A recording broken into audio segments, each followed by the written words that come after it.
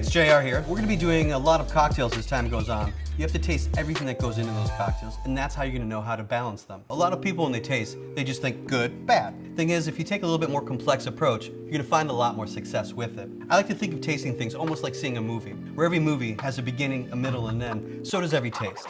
You have taste that you get when it first hit your palate, as well as a taste after you swish it around. And finally, you have the taste that you're left with after you swallow. That gives you 3 points of reference. At first I get this, and I'm left with this. It's gonna make it a lot easier to work these different ingredients into your cocktails. Also, tasting is not just for spirits. You should be tasting the citrus, the juices, and the different syrups that you're making as well. That's gonna give you an idea of how to balance everything and make them work together. Let's go ahead and grab a little something. Now first, you wanna check the aroma. Now since spirits have a minimum 40% ABV, you don't want to bury your nose in the glass because you'll burn out your senses or basically won't be able to smell them. So you just start at the chin, then the lip, and then finally bring it up to your nose.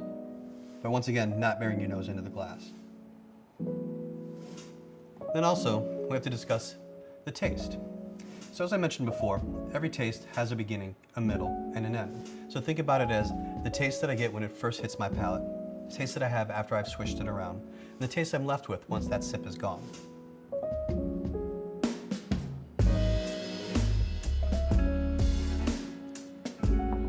Now, I'm going to save you the drama about what I think about this, because everyone has their own palates. You can't be wrong. What you taste is personal to you.